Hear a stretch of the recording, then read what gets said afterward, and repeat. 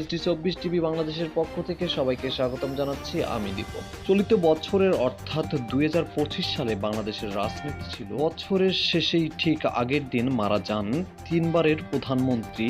এর আগে শেখ হাসিনার মৃত্যুদণ্ডের রায়, নির্বাচনের তাফসীল ঘোষণা ও তারেক রহমানের দেশে ফেরা নিয়ে তুমুল আলোচনা ছিল বছর জুড়ে। এছাড়া জুলাই সনদ ঘোষণার শরীফ ওসমান হাদিকে গুলি, চিকিৎসাধীন অবস্থায় তার মৃত্যু এবং সেটি কেন্দ্র করে দেশের দুইটি সংবাদপত্র প্রথম আলো ও ডেইলি স্টার ছায়ানট্য সহ দেশের বিভিন্ন স্থানে ভাঙচুর, অগ্নিসংযোগের বিষয়টি দেশীয় আন্তর্জাতিক পর্যায়ে আলোচিত হয়েছে। সারা বছর আলোচনায় ছিল নির্বাচন, জুলাই সনদ, মব ভায়োলেন্সের মতো বিষয়। আমাদের চ্যানেলটিতে সাবস্ক্রাইব করার জন্য বিশেষভাবে অনুরোধ করা হলো।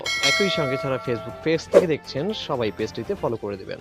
বাংলাদেশের তিনবারের সাবেক প্রধানমন্ত্রী এবং অন্যতম প্রধান রাজনৈতিক দল বিএনপির চেয়ারপারসন খালেদা জিয়া 30 ডিসেম্বর ভোরে ঢাকায় এভারকেয়ার হাসপাতালে চিকিৎসাধীন অবস্থায় মারা। মৃত্যুকালে তার বয়স ছিল 80 বছর। কিডনি হৃদরোগ, নতুন করে নিউমোনিয়া আক্রান্ত হয়ে প্রায় 80 দিন যাবৎ তিনি হাসপাতালে চিকিৎসাধীন ছিলেন। তার মৃত্যুতে বাংলাদেশের অন্তর্বর্তী সরকার 3 দিনের রাষ্ট্রীয় শোক এবং 1 দিনের সাধারণ ছুটি ঘোষণা করেন। বিএনপির পক্ষ থেকে জানানো হয়েছে, খালেদা জিয়ার মৃত্যুর সময় সেখানে তার ছেলে এবং বিএনপির ভারপ্রাপ্ত চেয়ারম্যান তারেক রহমান, ছেলের বউ জুবাইদা রহমান, নাতনি জাইমা রহমান, মির্জা ফখরুল ইসলাম আলমগীর সহ পরিবারের অন্য সদস্যরা উপস্থিত ছিলেন।